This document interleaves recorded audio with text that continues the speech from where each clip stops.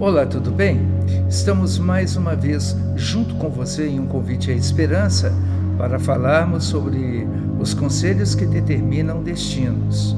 E é interessante que determinam mesmo, se os ouvirmos e aplicarmos em nossas histórias, quando negativo ou positiva a base desses conselhos.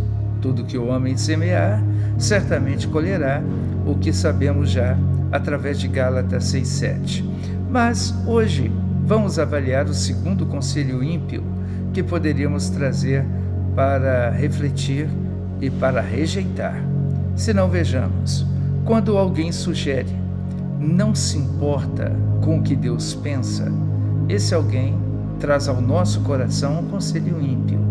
E um ímpio é aquele que não leva Deus em consideração, não leva Deus em conta. E é exatamente isso que encontramos em 1 Samuel, no capítulo de número 2, versículo 12, e referindo-se aos filhos de um famoso sacerdote de Israel, cujo nome era Eli.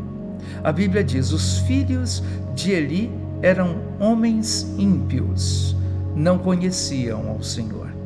Apesar de estarem exercendo o sacerdócio, estarem ligados a uma realidade religiosa, uma herança e um legado que era trazido pelo seu pai, os filhos de Eli, além de não conhecer ao Senhor, não conheciam no sentido de nem com ele se importar. Esse é o texto que encontramos esses filhos de um sacerdote apresentados aos quatro ventos como portadores de um comportamento ímpio. Seu comportamento ímpio era terrível, diferente, até porque, apesar de, como muitos outros, deles se dizer que não conheciam o Senhor, o mais correto a respeito de Hofni e Finéias era dizer que eles não faziam caso de Deus, porque eles tinham uma herança, um legado. Seu pai era um sacerdote, referências acerca dos feitos de Deus e das direções de Deus eles tinham. O que eles não faziam mesmo era caso de Deus, no sentido do que Deus pensava dos seus valores e dos seus princípios. Eles não temiam a Deus e nem o respeitavam.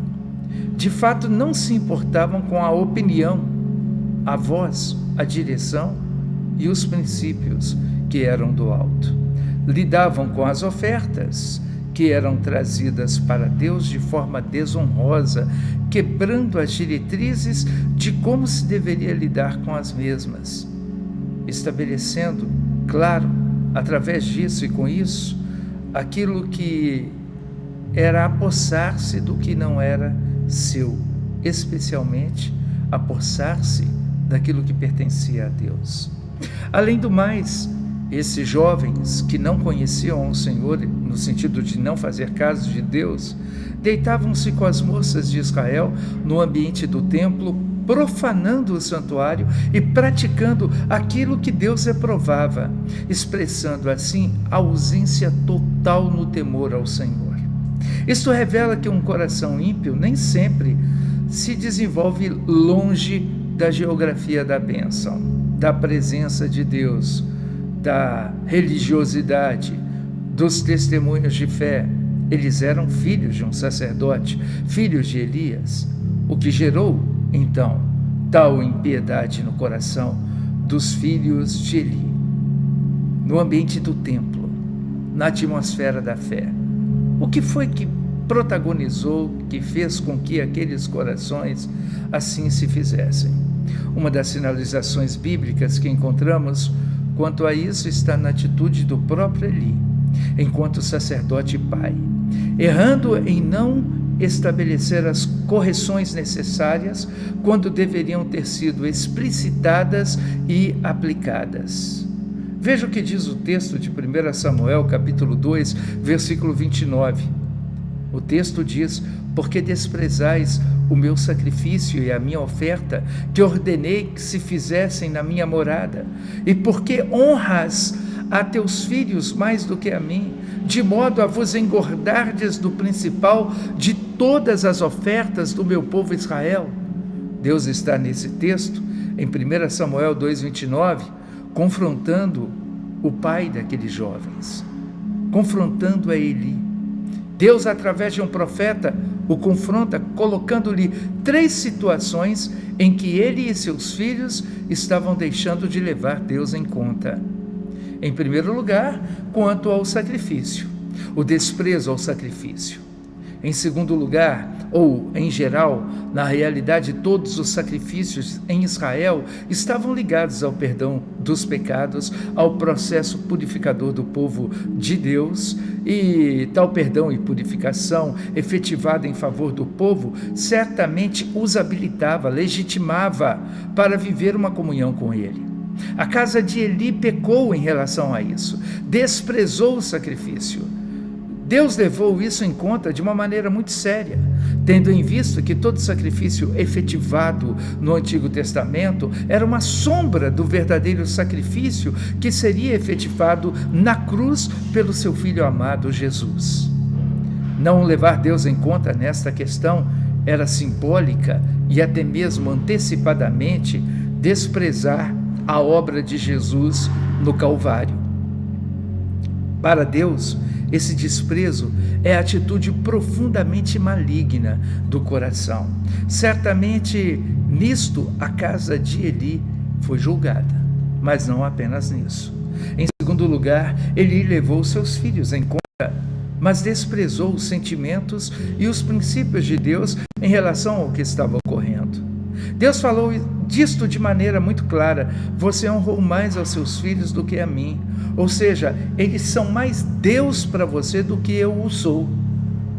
Veja que ponto Eli chegou. Relativizou Deus, priorizou seus filhos.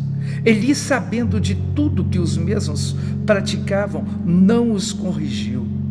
Um juízo estarrecedor se abateu sobre a casa de Eli, sobre si e sobre o seu legado, a sua posteridade. Eli seguiu um ímpio estilo de ser, o de não levar Deus em conta, o de usar Deus, seus ambientes, seu cargo, título, posição religiosa, permitindo que sua casa existisse como se o que Deus pensa, deseja, quer, não contasse. Todos morreram em desgraça. Eli e seus filhos, Rofni e Finéias. O ímpio conselho de não levar Deus em conta, de desprezar os seus conselhos e sua pessoa, produz naqueles os destinos de morte e aniquilação. E exatamente aqueles que vivem dessa maneira verão a colheita tão terrível e tão negativa sobre a sua vida, mais cedo ou mais tarde. Como eu disse, a lei da semeadura: tudo que o homem semear, ele também colherá. Há na palavra de Deus uma reflexão importantíssima.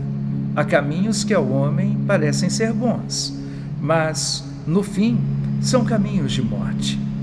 Desprezar a Deus, os seus princípios, jamais será a melhor das opções. Hoje o conselho dos ímpios diz: para que se importar com o que Deus pensa? Isso não importa. O que importa é que você seja feliz. Hoje o conselho do Senhor te diz: reconheça ao Senhor em todos os seus caminhos e Ele endireitará as suas veredas. É o que nos diz Provérbios, capítulo de número 3, versículo de número 6. De novo fica a questão: a quem daremos ouvidos? Vamos desprezar o conselho de Deus? Viver como se Ele não contasse? Ou vamos fazer com que Ele conte, reconhecendo-o em todos os nossos caminhos e tendo as nossas veredas endireitadas? Pense nisso, querido, para que realmente nossas vidas sejam vidas tremendamente abençoadas e abençoadoras. Pai, no nome de Jesus, ao ouvirmos essa palavra nesta manhã, colocamos-nos diante de Ti e queremos mesmo que em todas as áreas da nossa vida o Senhor conte. Nós Te reconhecemos como o Senhor de toda a nossa existência e entregamos o nosso coração ao Senhor. Não queremos ter um estilo ímpio de ser, mas um estilo santo de viver, para a glória do teu nome, no nome de Jesus. Amém. Que Deus te abençoe, que essa palavra seja bênção no seu coração e, se foi bênção para você, compartilhe para outra pessoa.